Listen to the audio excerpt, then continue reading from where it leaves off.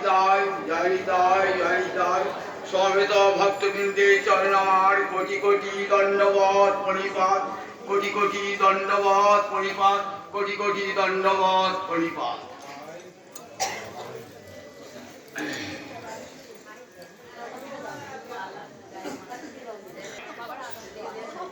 অন্তিম দিবস।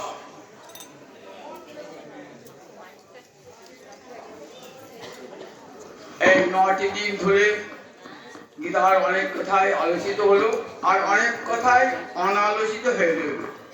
যা আলোচনা হলো তা 100 ভাগের 1 ভাগ যা আলোচনা হলো, এখনো অনেক ভাগই পড়ে রইল। আবার যদি কখনো সুযোগ হয় আপনাদের শোনাবো। বসুদেব সুতং দেবং কংস চাণ্ডমর্দনং দেবকী পরমানন্দং বন্দে কৃষ্ণং জগদ্গুরুং, বন্দে কৃষ্ণং জগদ্গুরুং। জগদ্গুরু কৃষ্ণকে বন্দনা করি। গীতার বক্তা কৃষ্ণ, গীতার রচয়িতা কৃষ্ণ, গীতার শ্রোতা শ্রীকৃষ্ণ। ভালো শুনুন, গীতার বক্তা কৃষ্ণ, গীতার রচয়িতা শ্রীকৃষ্ণ, গীতার শ্রোতাও শ্রীকৃষ্ণ। সেটা কেমন করে হয়? গীতা তো লিখেছেন ব্যাসদেব, তাহলে ব্যাসদেব বলে ব্যাসদেব তো কৃষ্ণই।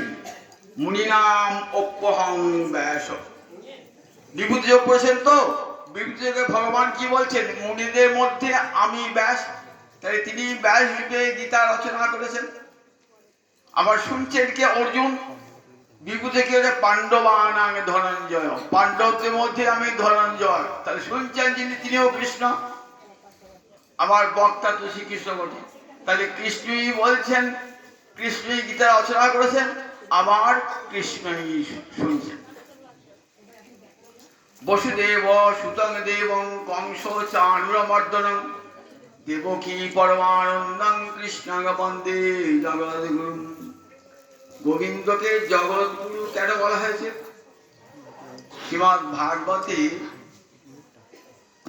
ব্রহ্মাদি দেবগণ বলেছেন যে প্রভু তুমি তো আচার্য চৈত্য রূপে সমস্ত জীবের হৃদয়ে রয়েছে। চৈত্য রূপে সমস্ত জীবের হৃদয়ে চৈত্য গুরু রূপে রয়েছে। চৈত্য গুরু মানে চিত্তে থাকে যে গুরু। চিত্ত মানে মন, চিত্তে থাকে যে গুরু তাকে বলে চৈত্য গুরু। চয়ই তয়ে তয়ে জপা চৈত্য গুরু। চৈত্য গুরুরূপে প্রতিটি জীবের হৃদয়ে তুমি রয়েছ। আবার বাইরেও তুমি আচার্য মূর্তিতে আবির্ভূত হও। আচার্যং মাং বিজানিয়াৎ।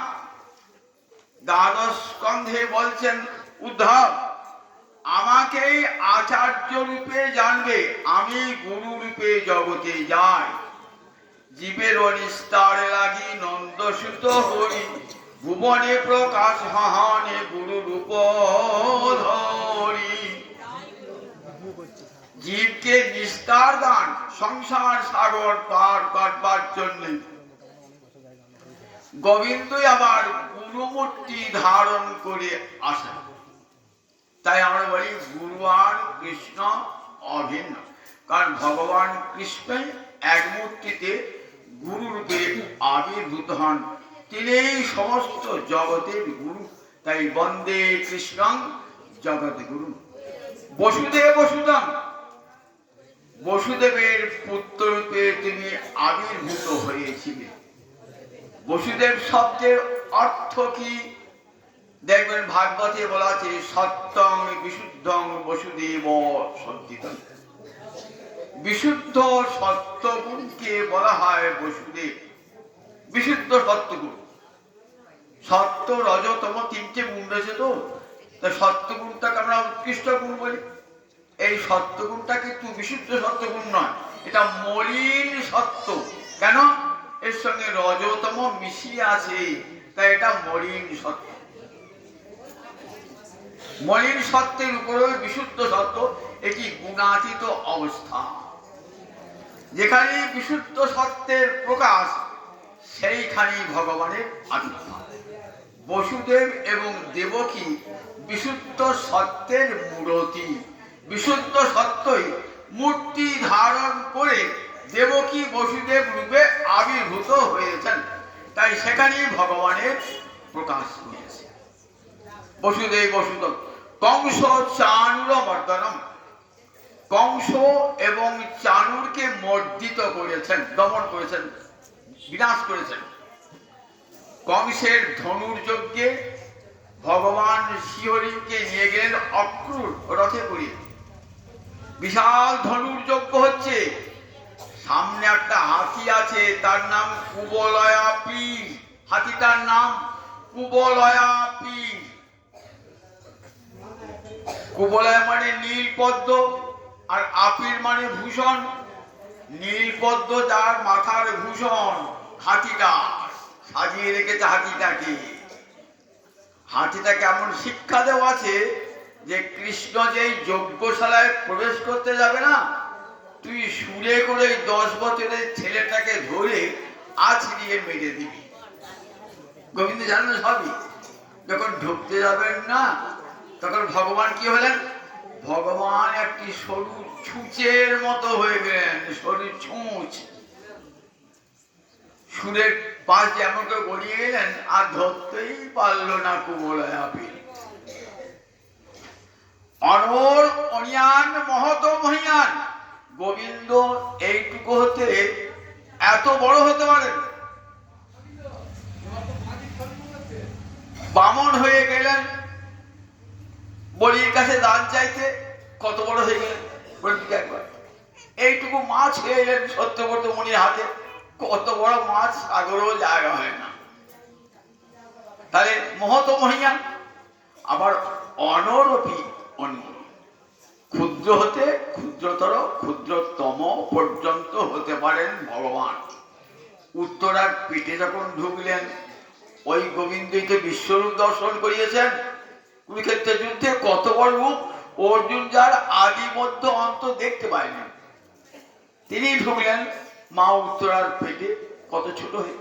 তাই অনরবি অনিয়ান মহতবি মহিয়ান, এমন করে সরু ছুঁচের মধ্যে ঢুকলেন, ধরতেই পারল না। এইবার বার হয়ে তখন বিকট মূর্তি ধারণ করেছেন। তখন কি করলেন? ওই 10.5 বছরের ছেলেটা কি করলেন? ওই সুরটাকে ধরে এত বড় হাতি, হাতিটাকে ঘোড়া থেকে বন করে হাত থেকে ঘুরে ছিঁড়ে ফেলে দিলেন। হাতিটা চলে মরে গেল। জানেন না কৃষ্ণের শক্তি কেমন। এইবার দুটো দাঁত, হাতি তো দুটো দাঁত থাকে, ছোট দাঁতগুলো ভিতরে থাকে, দেখতে পায় না। দুটো বড় বড় দাঁত থাকে, তাই হাতে একটা দ্বিরদ, রদ মানে দাঁত, দ্বি মানে দুই, দুটো দাঁত। সেই দুটো দাঁত তুললেন, দাদাকে বললেন, দাদা বলাই দাদা তুই একটা নিয়ে, আমি একটা নিয়ে। এইবার নিয়ে যুদ্ধ করবেন কার সঙ্গে? এইবার দুটো বড় পালোয়ান আছে। কে পালোয়ান? চানুর আর মুষ্টিক। চানুর আর মুষ্টিককে হত্যা করে একবারে কংস বসাচ্ছে উচ্চ সিংহাসনে, একবারে কংসকে ধরে নামালেন সিংহাসন থেকে। কংস চানুর মর্দন, কংসের বিনাশ। আর তোমার আমার হাতে তোমার বিনাশ। মনে আছে সেই যোগমায়া কি বলেছিল? তোমারে বধিবে যে গোকুলে বাড়িতে, সে দেখো আমাকে। কংস বিনাশ হল, কংস চানুর মর্দনম দেবকী পরমানন্দম। এবার দেবকীর আনন্দান করবে। দেবকী বহুদিন বাদে কৃষ্ণকে দেখে, জন্মে থেকে দেখতে পান নাই তো, সেই ছেলেকে কোলে পেয়েছেন, কত আনন্দ। বলে, মা তুমি কি চাও বলো? তারপরে আমার মরা যে 6টি ছেলে তোর আগে জন্মেছিল, সেই 6টি সন্তানকে একবার নিয়ে আয়, তাই আমার আনন্দ হবে। বলে, মা এই কথা ঠিক আছে। এই 6টি সন্তানকে নিয়ে এলেন। এরা ব্রহ্মার পুত্র মরীচির সন্তান।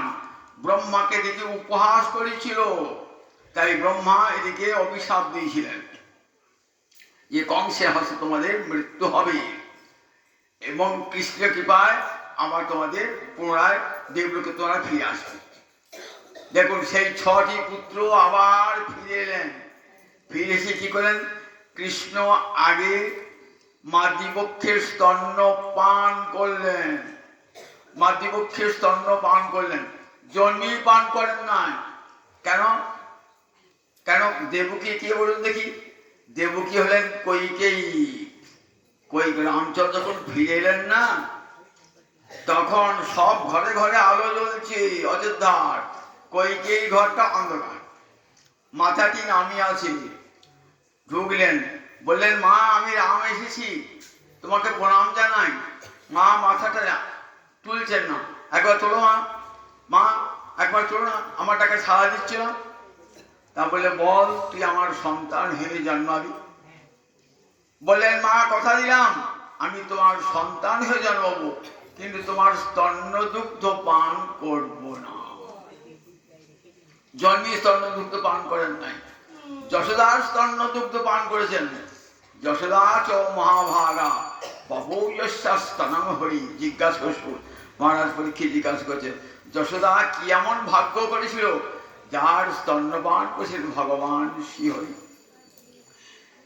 সেই কৈকেয়ী দেবকী হয়ে এসেছেন তো, এইবার দেবকীর বাঞ্ছা পূর্ণ করবেন তো। 10.5-11 বছর বয়স তখন, তখন দেবকীর স্তন্যপান করলেন। সেই পিতাবশেষ প্রসাদ হয়ে গেল। এইবার সেটি 6 পুত্র, ওই মরীচির 6 পুত্র পান করলেন। পান করে স্বর্গলোকে চলে গেল। তখন দেবকীর মনে আনন্দ হয়েছিল, তাই দেবকী পরমানন্দং বন্দে কৃষ্ণাঙ্গে জগদ্গুরু। সেই জগৎগুরু কৃষ্ণ যিনি গীতার বক্তা, তার চরণে কোটি কোটি প্রণাম জানিয়ে আর সামান্য গীতার কথা আপনাদের শোনাব। আপনারা কেউ শুনেছেন ষোড়শ অধ্যায়ে দৈবাসুর সম্পদ বিভাগ যোগের কথা। সেখানে শেষ শ্লোকে কি বলেছেন? যো শাস্ত্রবিধি উৎসৃজ্য বর্ততে কাম কারত ন স সিদ্ধিম অবাপ্নতি ন সুখং ন পরাঙ্গতি। তাহলে ভালো করে কথাটা শুনুন। যদি আমি শাস্ত্রবিধি না মেনে কোনো কাজ করেন, তাহলে জীবনে কোনোদিন তো সিদ্ধি লাভ হবে না, সুখ লাভ হবে না, পরমগতি লাভও হবে না। শাস্ত্র মানে শ্বাস ধাতু স্ত্রণ প্রত্যয় করে শাস্ত্র, অর্থাৎ যার উপদেশ মেনে চলা হয় জীবনে।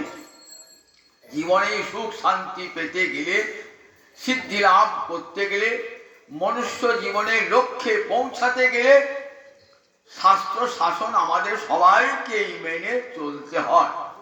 মনে রাখবেন এই শাস্ত্র শাসনটা মানুষের জন্যে।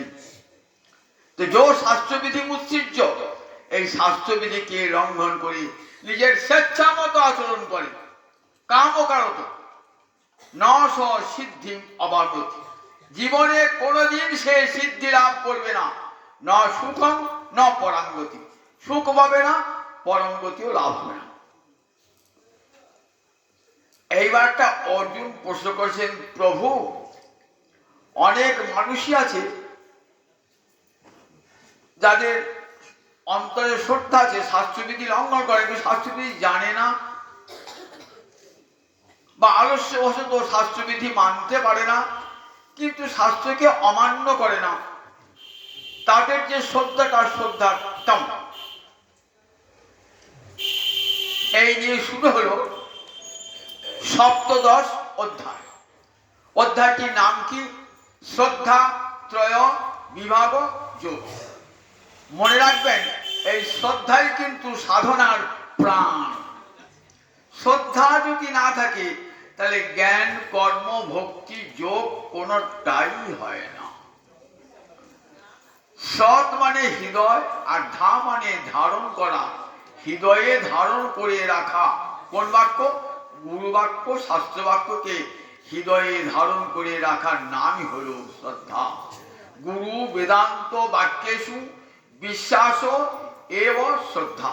গুরু বাক্যে বেদান্ত বাক্যে সুদৃঢ় বিশ্বাস, সেই বিশ্বাসের নামই হলো শ্রদ্ধা। জ্ঞান যোগের যান শ্রদ্ধাবান লভতে জ্ঞানম। শ্রদ্ধাবান ছাড়া জ্ঞান লাভ হয় না। আমার ভক্তি যোগের প্রথমেই আদৌ শ্রদ্ধা চাই। বলেন শোনো অর্জুন, এই শ্রদ্ধা তিন প্রকার। কিরকম না, সত্যানুরূপা শ্রদ্ধা, সত্যের অনুরূপ শ্রদ্ধা। সত্যানুরূপ শ্রদ্ধা মানে বললেন মানুষের সংস্কার থেকে একটা স্বভাব তৈরি হয়। আপনি যেমন পাপ করুন, পুণ্য করুন, কর্ম করছেন তো দিনরাত, মনে করে জন্ম কর্ম করেছেন, সেই কর্ম কি করে আপনার মনে একটা প্রভাব রেখে দেয়। এই কর্ম করতে করতে করতে করতে সংস্কার কি যায়, কতগুলো সংস্কার কি করে না একটা স্বভাব তৈরি করে। সেই স্বভাবগুলোর মধ্যে যেটা ফলনমুখ হয় তাকে বলে প্রারব্ধ। সেই প্রারব্ধ বসে আমাদের জন্ম হয়েছে, আরো কিন্তু অনেক সংস্কার জন্ম আছে, সঞ্চিত হয়ে আছে। এই যে প্রারব্ধ ভোগ করছি, এটা ফলনমুখ স্বভাব আমাকে এই জন্মে হয় মানুষ না পশু না পাখি না দেবতা রূপে আমাকে জন্মদান করেছে। এই যে সত্যানুরূপা শ্রদ্ধা বলেন তিন প্রকার শ্রদ্ধা। বলে কিরকম, সাত্ত্বিকী শ্রদ্ধা, রাজসী শ্রদ্ধা, তামসী শ্রদ্ধা। যাদের সাত্ত্বিকী শ্রদ্ধা তারা কি করে, তারা দেবতা পূজা করে, দেবতা অর্চনা করে। যাদের রাজসী শ্রদ্ধা তারা যক্ষ রক্ষ পূজা করে। দেখবেন চৈতন্য ভাগবতে বলা আছে, কিছু মানুষ তো কিন্তু যক্ষ রক্ষ পূজা করতো, রাক্ষসের পূজা করতো, যক্ষের পূজা করত। আর তামসী পূজা তারা ভূত প্রেত পিশাচের পূজা করত, নরবলি দিত, মায়ের কাছে নরবলি পশু বলি দিত। তামসী পূজা বলেন এদের শ্রদ্ধা তামসী শ্রদ্ধা। তাহলে তিন প্রকার শ্রদ্ধা, সাত্ত্বিকী, রাজসী, তামসী। আর কৃষ্ণ সেবা করে তারা যারা বিশুদ্ধ সত্যে অবস্থান করছেন, তিন গুণের অতীত হয়ে বিশুদ্ধ শ্রদ্ধা। বলেন এই তিন প্রকার শ্রদ্ধা, আহার তিন প্রকার। দেখবেন গীতায় আহারের নাম কি করেন নাই, কিন্তু আহারের বৈশিষ্ট্য দিয়ে বুঝিয়ে দিয়েছেন তিন প্রকার আহার: সাত্ত্বিক আহার, রাজসিক আহার, তামসিক আহার। সাত্ত্বিক আহার যেমন রসালো, স্নিগ্ধ, মধুর, যেগুলো খেলে আয়ু বৃদ্ধি পায়, সত্য বৃদ্ধিপ্রাপ্ত হয়, সত্যগুণের বৃদ্ধিপ্রাপ্ত হয়, শক্তি পাওয়া যায়, আরোগ্য হয়, রোগ হয় না, এমন যে আহার তাকে বলে সাত্ত্বিক আহার। রাজসিক আহার অতি কটু, খুব ঝাল, খুব টক, খুব নুনলা, তীব্র প্রদাহ সৃষ্টি করে যে খাবার খেলে পরে সেইগুলিকে বলে রাজসিক আহার। আর শুষ্কং পর্যুষিতং, শুকনো হয়ে গেছে, বাসি হয়ে গেছে, জাত জামন গত রসম, অনেক দুদিন আগে রান্না হয়েছে, রস শুকিয়ে গেছে, এমন বাসি পচা খাবারকে বলে তামসিক আহার। এই তিন প্রকার আহার। বলেন যারা সাত্ত্বিক গুণ সম্পন্ন তারা সাত্ত্বিক আহার গ্রহণ করেন। অনেকে বলেন আহারে কি আছে, এগুলি অনেকে নিয়ে তর্ক করতে আসে, তারা শাস্ত্র না পড়ে তর্ক করতে আসে। আহারে একটা গুণ আছে, ভালো করে পড়ে দেখবেন। আহারে আপনি যদি আগুনে ধূপ দেন তাহলে আগুনের গন্ধটা কেমন হবে, ধূপের গন্ধই হবে।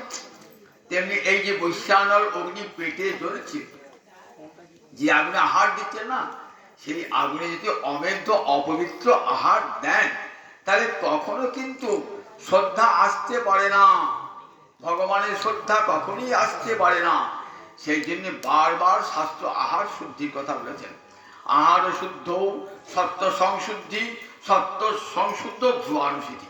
আহারের শুদ্ধি দ্বারা প্রাণের শুদ্ধি হয়, আর প্রাণের শুদ্ধিতে সবসময় ভগবত অনুষ্ঠিতি হয়, ভগবত সম্মান। সেই আহার শ্রদ্ধার কথা আচার্য শঙ্কর, আচার্য রামানুজ থেকে আরম্ভ করে সকলেই বলেছেন। এই যুগের বিবেকানন্দ পর্যন্ত উচ্চ কণ্ঠে বলেছেন যে যারা ধর্মাচরণ করবেন, যারা ভক্তি পথে জ্ঞানের পথে যাবেন, যারা বললেন নিষ্কাম কর্মের পথে যারা যাবেন, তাদের বলেন আহার শুদ্ধি অবশ্যই প্রয়োজনীয়। বই পড়ে দেখে নেবেন, জ্ঞানযোগে বিবেকানন্দের জ্ঞানযোগ করে দেখে নেবেন আমার কথা সত্যি কিনা, ভক্তিযোগ করে দেখে নেবেন আমার কথা সত্যি কিনা। পরিষ্কার বলছেন যে আমি সাহার গ্রহণ করি বলে কখনই বলবো না যে ধর্মাচরণের ক্ষেত্রে আমি সাহার গ্রহণ করো। আমি নিজে আমি সাহার করে আমার আদর্শকে কখনো নিচে নামাবো না। আমাদের ভারতবর্ষের বৈদিক শাস্ত্র উচ্চকণ্ঠে বলেছেন যে দেখো আহার শুদ্ধি না হলে প্রাণের শুদ্ধি হয় না, আর প্রাণের শুদ্ধি না হলে ভগবত স্মৃতি হয় না।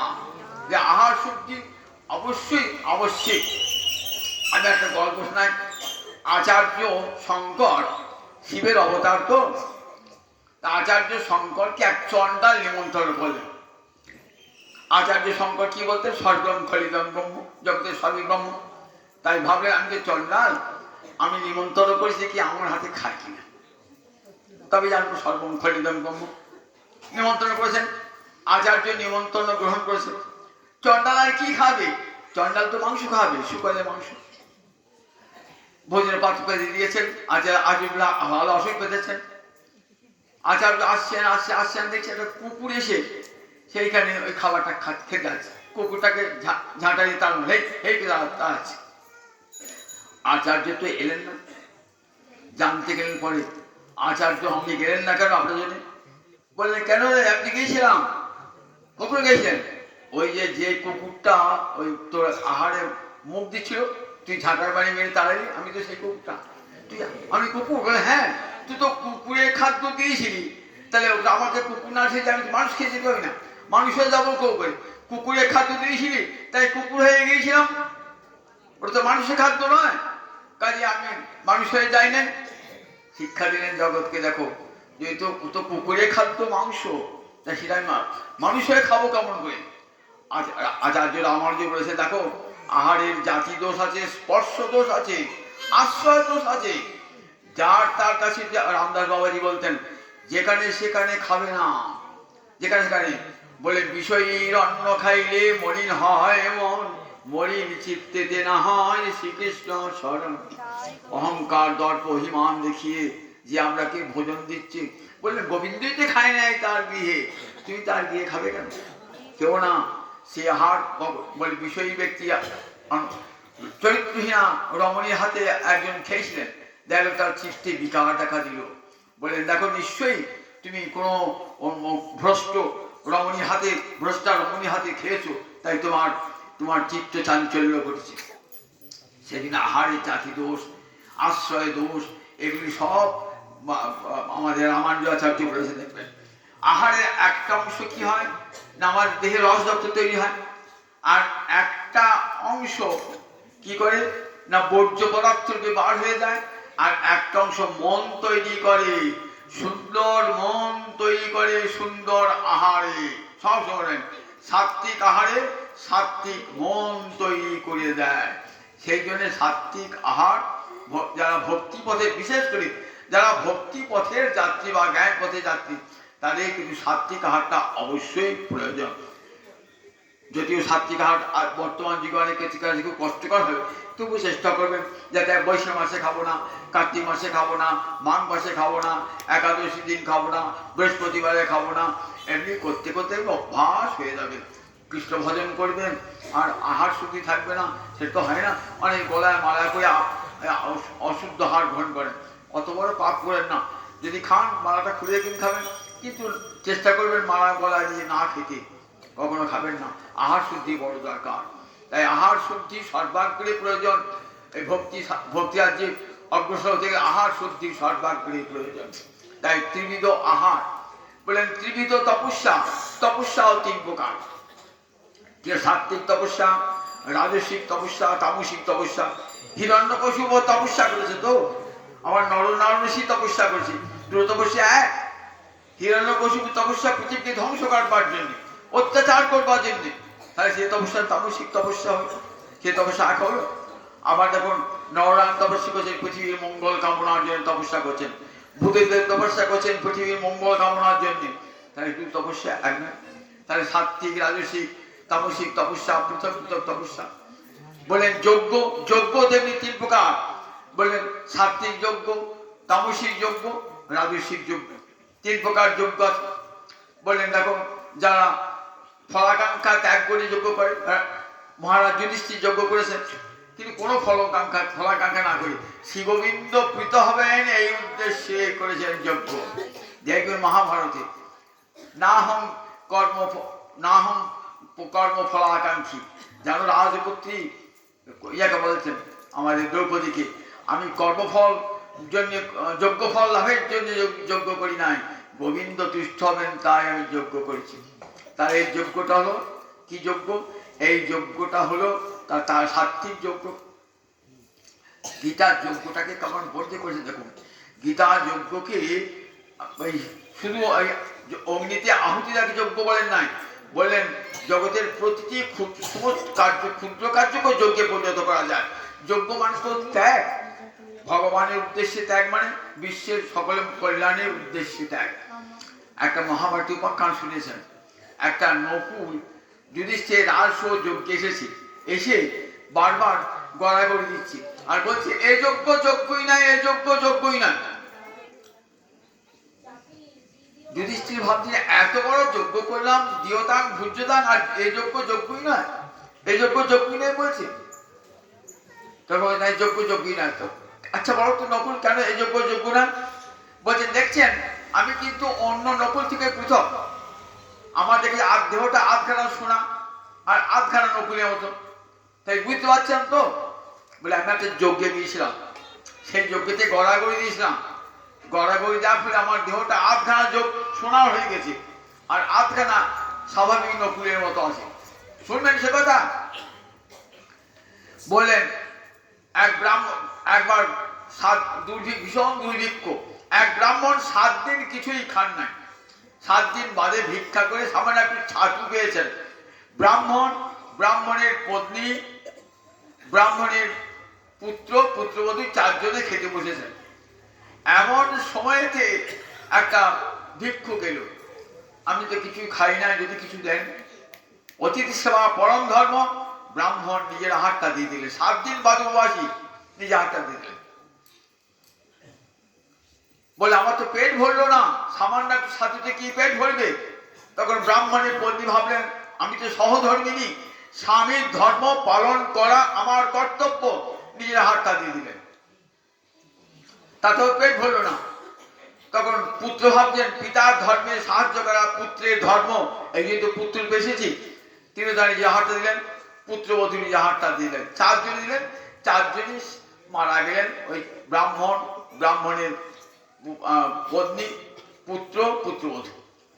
এইবার নকুলটা বেরিয়ে এসছে, নকুল তো খাবার পাচ্ছে না, নকুল মানে বেজি, সেও তো খাবার পাচ্ছে না।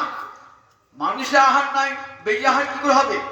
বেরিয়ে এসে কিছু তো খাবার পেলেন না, ছাতু মাটিতে লেগেছিল, সেগুলো খেতে গেলেন, গায়ে লাগিয়ে গেল, অর্ধেকটা সোনা হয়ে গেল।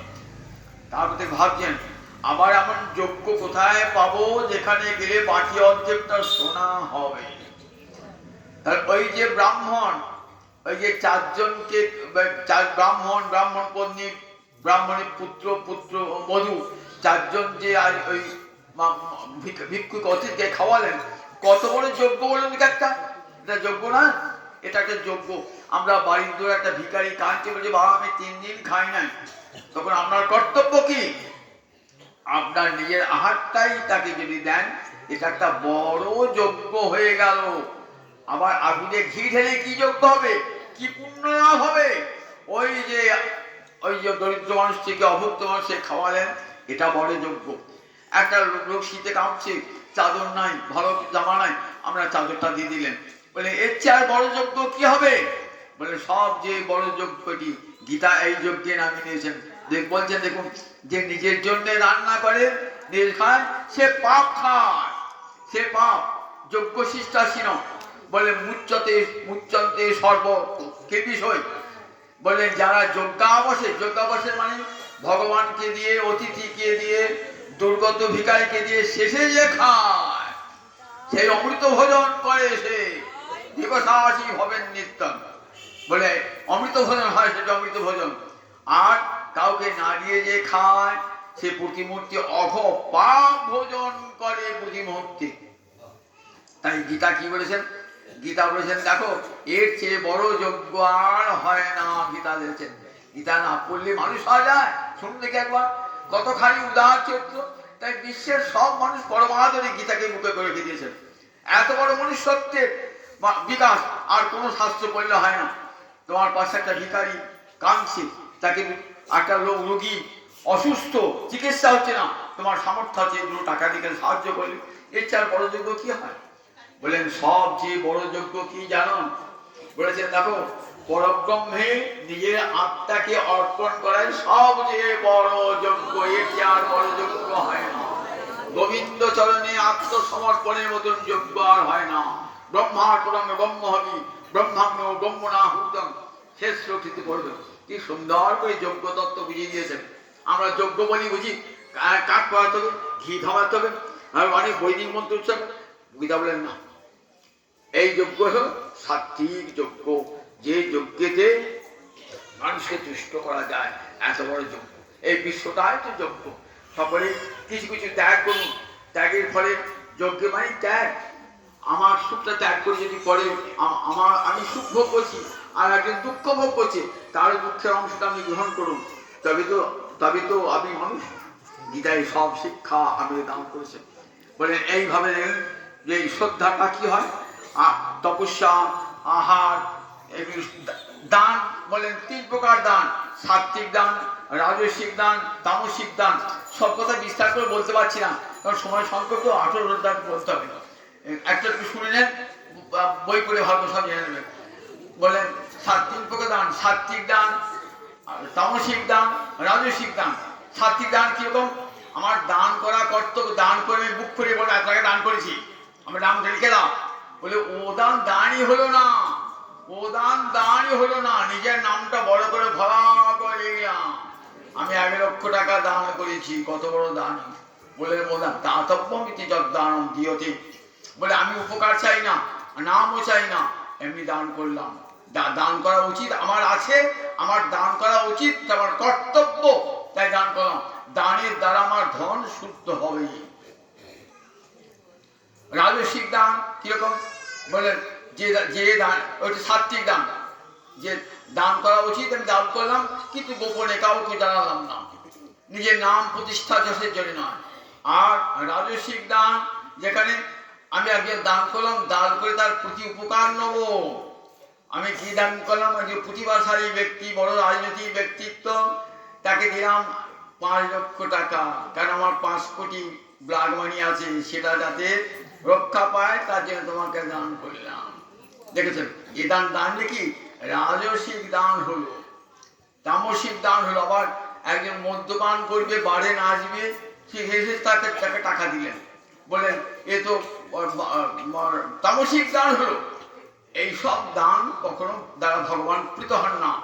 একটি গরিব মানুষ খেতে পারছে না, তাকে 2 মুঠো অন্ন দিলেন, আর তাকে 2 টাকা দিলেন। একটা রোগী, তার চিকিৎসা করার টাকা নেই, টাকা দিলেন। এর চেয়ে বরদান হয় কোনো প্রত্যুপকারে আশা করি না, কাউকে জানালামও না, আমি দানটা করেছি। এরপর গীতা শিক্ষা দিলেন যে দেখো দানও 3 প্রকারের। এমনি করে বললেন দেখো এই শ্রদ্ধা সত্তানুপা, যার যেমন সংস্কার তৈরি হয়েছে, স্বভাব তৈরি হয়েছে, ঠিক তেমনি তার শ্রদ্ধাটাও অনুরূপ হবে। এই শ্রদ্ধার ফলে আমরা কোথায় প্রবেশ করে? বললেন দেখো প্রত্যেকে আপন আপন প্রত্যেকে কর্ম করে যায়। একটাকে শুনলেন, বললেন সকর্মণা তম অভ্যর্চ সিদ্ধি বিন্দতি মানব। বললেন মানুষ এই স্বভাব অনুযায়ী মানুষের তৈরি হয়, গুণকর্ম স্বভাবশ। যেমন স্বভাব তেমনি তার কর্ম হবে, আর তেমনি তার গুণ সত্য যেত। তারপরে যে ব্রাহ্মণ, ক্ষত্রিয়, বৈশ্য, শূদ্র, এই 4টে বর্ণ, এটা কোনো বংশগত নয়, জাতিগত নয়, গুণ কর্ম বিভাগ। ভাগ শুন, গুণ কর্মের বিভাগ অনুসারী, গুণ কর্মের বিভাগ অনুসারী। গুণ কোনটা? সত্য, রজতম 3টে গুণ। আর যার যেমন যেটা কর্ম, সেই অনুযায়ী তাকে ব্রাহ্মণ যদি বেদ পাঠ করেন, শাস্ত্র পাঠ করেন, তাহলে তিনি ব্রাহ্মণ। ক্ষত্রিয় যুদ্ধবিদ্যা করবে, তবে সে ক্ষত্রিয়। বৈশ্য কৃষি, গোরক্ষা, বাণিজ্য, এটা বৈশ্যের কাজ। আর এই যে কায়িক লেবার দিয়ে, কায়িক লেবার পরিচর্যা করা, তার শূদ্রের কাজ। এই 4 প্রকার, ব্রাহ্মণ, ক্ষত্রিয়, বৈশ্য, শূদ্র, এদের 4 প্রকারের কাজ গুণ কর্ম স্বভাব। গুণ 3টে গুণ থেকে হয়। যদি দেখা যায় বৈশ্যকুলে একজন ধার্মিক ব্যক্তি, বলে সে ব্রাহ্মণ পদবাচ্য, ব্রাহ্মণের সমান মর্যাদা পাবে। যদি শূদ্রকুলে দেখা যায় কেউ হরিভক্তি পরায়ণ বলে তিনি ব্রাহ্মণ পদবাচ্য হবেন, তিনি ব্রাহ্মণের সম্মান প্রাপ্ত হবেন। যেমন হরিদাসকে কত ব্রাহ্মণ সাধু ভক্ত আজও প্রণাম জানান।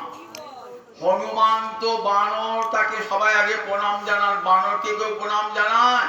বানরকে প্রণাম জানাচ্ছেন। আমি চৈতন্য চৈতামৃত চৈতন্য ভাগবত পড়লে দেখতে হবেন কথা আমরা তাদেরকে নিচু জাতি বলি। তাই আমার মহাপ্রভু করে তুলে বলছেন, জীবে সম্মান দিবে জানি কৃষ্ণ অধিষ্ঠান, সবার হৃদয়ে ভগবান শ্রীহরি বিদ্যমান। কোনো মানুষকে দূরে সরিয়ে দিও না, কোনো মানুষই ছোট নয়, সব মানুষই সমান। সকলকে জড়িয়ে ধরে সমান সম্মান দান করেছেন। বলছেন দেখো, ব্রাহ্মণ চণ্ডালাদি কুকুরান্ত করি, দণ্ডবাদ করিবে বহুমান্য করি। এই সে বৈষ্ণবে ধর্ম সবারই প্রণতি, সেই পাচন্ডী যাহার ইতে নাহি মতি। সকলকে মানুষকে প্রণাম জানাবে, সবার মধ্যে শ্রীহরি বিদ্যমান। ব্রাহ্মণের হৃদয়ে যেমন গোবিন্দ আছেন, একটি চণ্ডাল, একটি শূদ্র চণ্ডাল রাস্তার ভেতর, সেও তার মধ্যেও ভগবান শ্রীহরি রয়েছেন। সেও সমাজ সেবক, সমাজকে সেবা করছে, তাকে দূরে সরিয়ে দিও না। সকল মানুষকে বল, দেখো নির্যাতি নহে কৃষ্ণ ভজনে অযোগ্য, সৎকুল বিপ্র নহে ভজনের যোগ্য। যে ভজে সেই বড় অভক্ত হিংসার, শ্রীকৃষ্ণ ভজে নাহি জাতি কুলাদি বিচার। কৃষ্ণ ভজনে জাতি বিচার নাই, কুল বিচার নাই, কৃষ্ণ ভজনে সবার অধিকার। এটি গীতাও বলেছেন, এটি সমস্ত চৈতন্য সিদ্ধামৃতকে সমস্ত ভক্তি শাস্ত্র উচ্চকণ্ঠে বলেছে। চণ্ডালপি দ্বিজশ্রেষ্ঠ হরিভক্তি পরায়ণ। চণ্ডাল যদি হরিভক্তি পরায়ণ হয়, তাহলে সে ব্রাহ্মণের চেয়ে শ্রেষ্ঠ, সে ব্রাহ্মণের সমান সম্মান লাভ করার অধিকারী। ভজন জগতে তার সমান সম্মান। তারপরে দেখুন বলে, দেখো এই সকর্মনাথ প্রত্যেকেই আপন আপন কর্মের দ্বারা ভগবান শ্রীহরিকে সেবা করবেন। ব্রাহ্মণ বেদ পাঠ করে, সাতটার যজ্ঞ করে কি করবেন? ভগবানের সেবা করবেন। ক্ষত্রিয় যুদ্ধ বিদ্যা করে ভগবানের সেবা করবেন।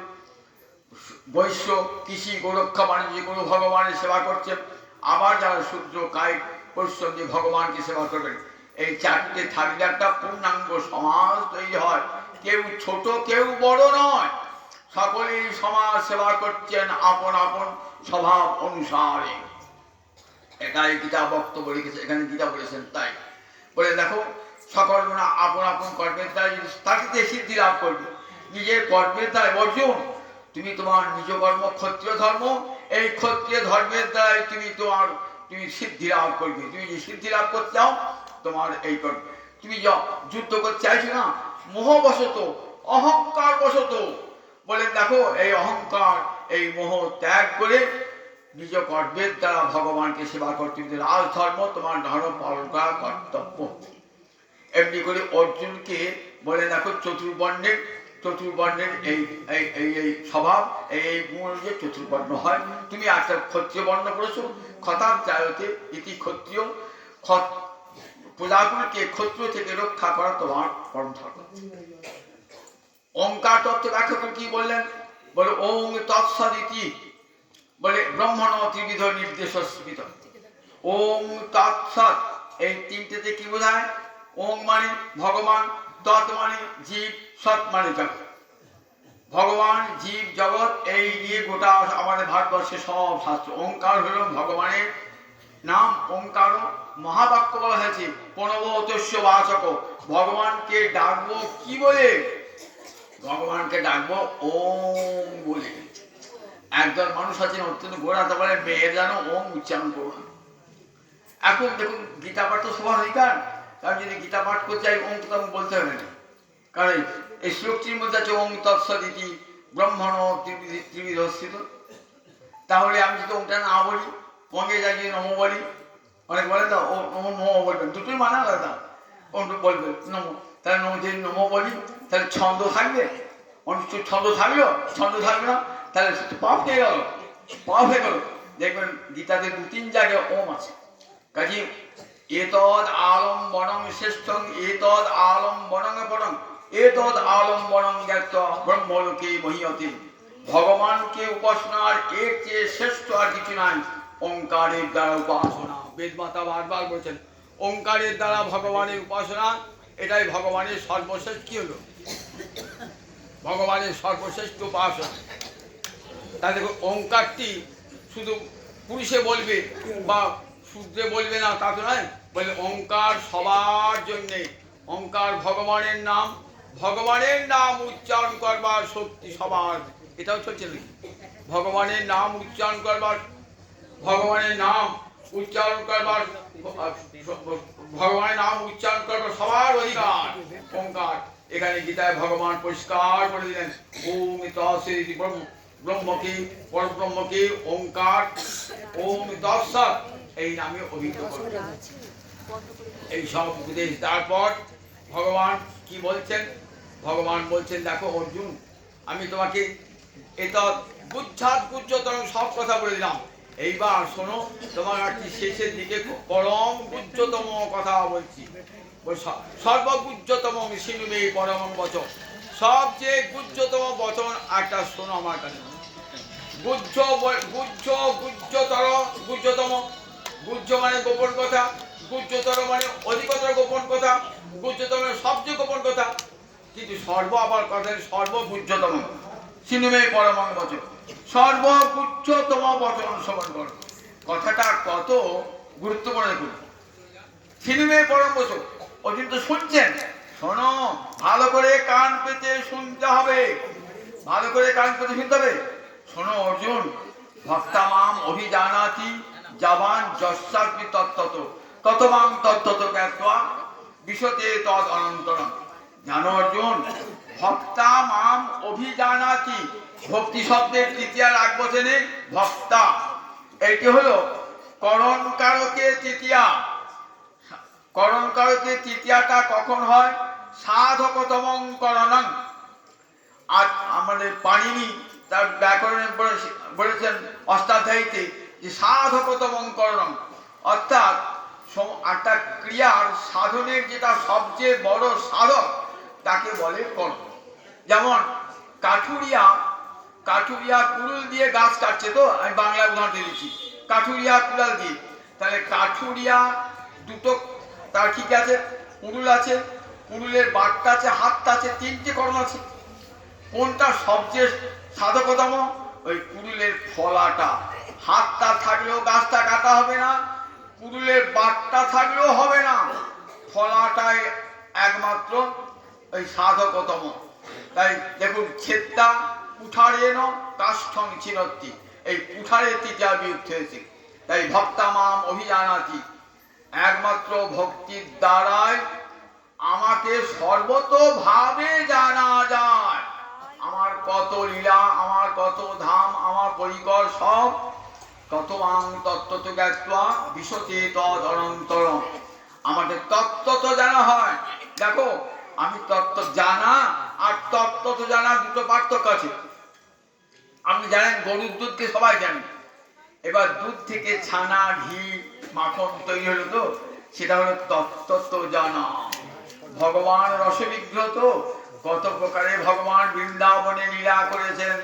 মোর পুত্র মোর সখা মোর প্রাণপতি, সেখানে কেমন করে ভগবান মাতা মোরে হে পুত্র রূপে করেন অবধান, অতিহীন জ্ঞানে করে লালন পালন, সখা শুদ্ধ সখ্যে করে স্কন্ধে আরোহণ, তুমি কহরে বড় লোকে তুমি আমি সম, প্রিয়া জ্যোতি মান করি করে ভৎসন, বেদস্তুতি হইতে তাহা হরে মর মন।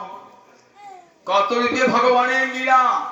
বলছি, প্রেম ভক্তির গভীরে প্রবেশ না করলে ভগবানের এইসব লীলা জানা যায় না। তাই ভক্তা মাম অভিজানাতি, আমাকে সর্বতোভাবে জানে। এই ভক্তির পর সে পরাভক্তিতে প্রবেশ করে। পরাভক্তি মানে প্রেম ভক্তি। এই প্রেম ভক্তিতে প্রবেশ করে দেখতে পায় যে ভগবান বৃন্দাবনে কত রূপে লীলা করেছেন।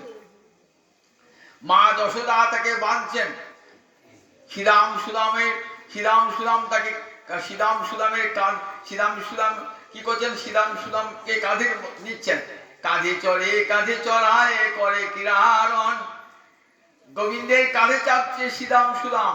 তুমি কোহরে বড় লোকে তুমি আমি সম, তুমি আমার চেয়ে বড় কিসে? তুমিও যা আমিও তাই।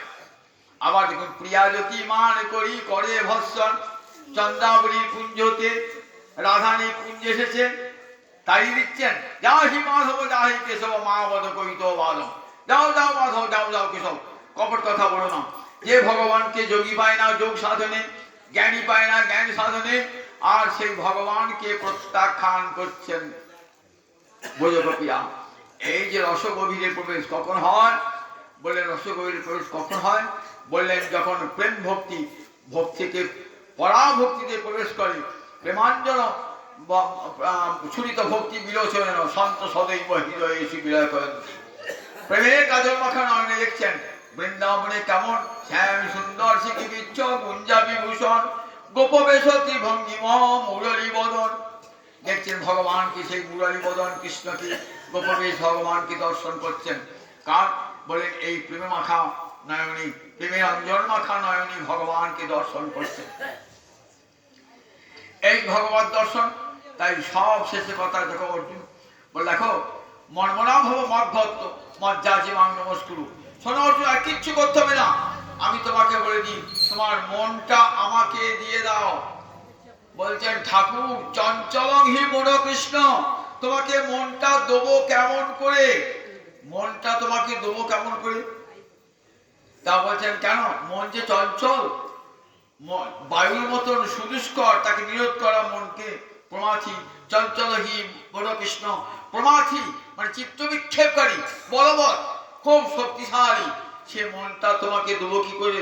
আমি তো ক্ষত্রিয়, আমার মধ্যে ক্ষাত্র স্বভাব রয়েছে, সবসময় মন চঞ্চল, সেই চঞ্চল মন তোমাকে দেবো কেমন করে? পারবে না। এক কাজ করো, তুমি আমার ভক্ত হয়ে যাও। কিরকম ভক্ত হবো? আমার কথা শ্রবণ করো, কীর্তন করো, আমার অর্চনা করো, বন্ধ করো। বলে আমি তো ক্ষত্রিয়, তোমার কথা শ্রবণ কীর্তন করার সময় কথা আমার? আমি দিন রাত তো রাত দিন জেগে জেগে অস্ত্র শিক্ষা করি। পারবে না? বল না, ও বন্ধুর মতো কথা হলো না। তোমাকে মন দিতে পারবো না, আর তোমার ভক্ত সেজে শ্রবণ কীর্তন করতে পারবো না। মত রাজি। বলে আচ্ছা আমার অর্চনা? বলে না না, ও তো ব্রাহ্মণে করে, আমি অর্চনা করবো, তোমার অর্চনা করবো কি? সে পারবে না। বেশ, তাহলে এক কাজ করো, মাকে নমস্কার, সকাল সন্ধ্যায় একটা করে আমাকে নমস্কার করে, নমো ব্রহ্মণ্য দেবায় গো ব্রাহ্মণ হৃদায় চ জগদ্ধিতায় শ্রীকৃষ্ণায় গোবিন্দায় নমো নমো। এবার একটা প্রণাম করবে। একটা প্রণামের কেমন দাম জানো? কৃষ্ণ প্রণামী ন পুনর্ভবায়। গোবিন্দ চরণে একবার যে প্রণামে প্রণাম জানায়, আর তার জন্ম হয় না, আর মায়ের পেটে আসে না। দশাশ্বমেধি 10টা অশ্বমেধ যজ্ঞ করলো, আবার ফিরে আসতে হবে। কিন্তু একটা গোবিন্দকে প্রণাম জানালে পরে আর মায়ের পেটে আসতে হবে না। কৃষ্ণ প্রণামের এত বড় গুণ। আমাকে একটা প্রণাম জানি। শোনো অর্জুন, কেমন করে প্রণামটি জানো? বলেন আমার চরণে শরণাগতি হয়ে সর্বধর্মান পরিত্যজ্য মামেকং শরণং ব্রজ অহং তাং সর্বপাপেভ্য মোক্ষয়িষ্যামি মা শুচ।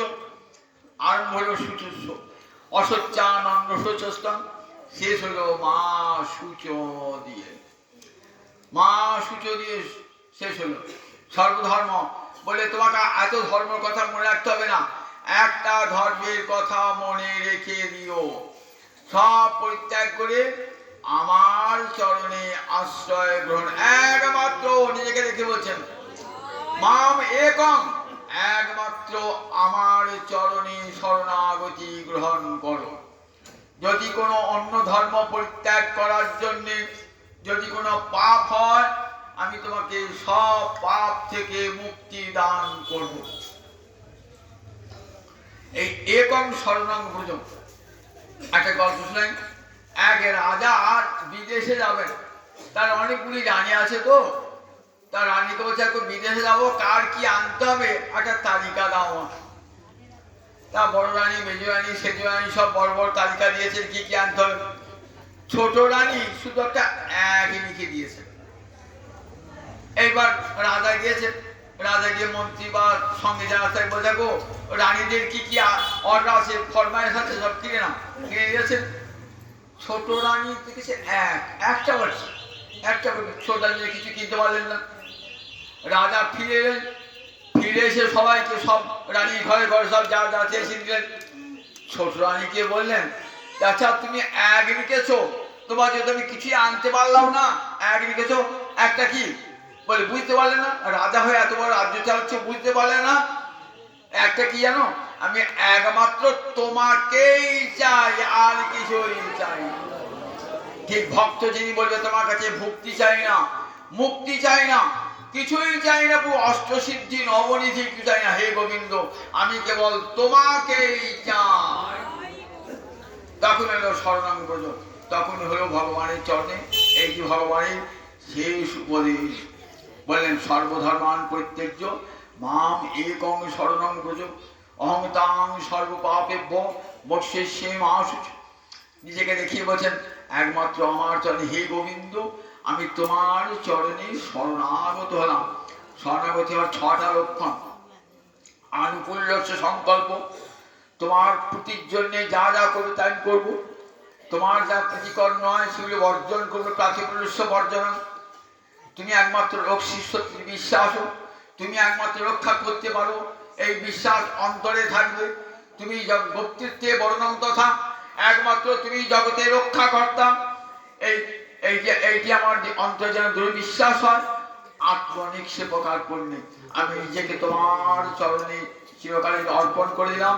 আর আমি বলবো আমি ভজন সাধন কিছুই জানি না প্রভু, আমি তোমার কৃপার পাত্র, আমাকে কৃপা করে নাও প্রভু। আমার জ্ঞান নাই, যোগ নাই, সাধন নাই, আমি তোমার চরণের দাস প্রভু। আমি তোমার চরণের জুতো, চরণের পাদুকা, পাদুকা যেমন পড়ে থাকে নিশ্চল হয়ে পড়ে থাকে, চরণে পড়লেই তার গতি। আমি তোমার শ্রীচরণে পড়লেই তোমার আমার গতি হবে প্রভু। আমি তোমার হাতের বাঁশি, সে তো ফোংরা, তুমি যেমন করে বাজাবে তেমনি বাজবো। আমি তোমার হাতের যন্ত্র, তুমি যন্ত্রী, যেমন করে বাজাবে আমি তেমনি করে বাজবো। দয়া হিসিকেশ হৃদি স্থিতেন যথা নিযুক্তস্মি তথা কর্মী। যেমন করে তুমি আমাকে যে কাজে নিযুক্ত করবে আমি তাই করবো। এমনি করে সব গোবিন্দের কর্ম মনে করি, গোবিন্দের চরণে আত্মসমর্পণ করে শরণাগত। এই কথা বলার পর বলছেন, সঞ্জয় বলছেন যুদ্ধের 10 দিন পর বিশ্বের পতন হয়েছে। এবার সঞ্জয় গিয়েছেন, তো সঞ্জয় গিয়েছেন আমার ধৃতরাষ্ট্রকে সব বলছে ঘটনা সমস্ত বলছে, আমি ব্যাস প্রসাদা, আমি ব্যাসের অনুগ্রহে আমি সব জানতে পেরেছি এই কুরুক্ষেত্রের যুদ্ধের কথা। ব্যাস প্রসাদা যখন শুনছি কৃষ্ণার্জুন সংবাদ, বাকি যে 8 দিনে সেগুলো দেখছেন তো, ওর শুনছেন কৃষ্ণের মুখ থেকে ঘটনাগুলো, বলছে আমার প্রতি মুহূর্তে রোমহর্ষণ হচ্ছে। শোনো, তাই আমার কি অহিমা জানো, সঞ্জয় ধৃতরাষ্ট্রের মুখ্য প্রধান সচিব এবং প্রবল জ্ঞানী, বিদুলার মায়ের নাম ছিল বিদুলা, পিতার নাম ছিল গবলগণী, পরম বিচক্ষণ।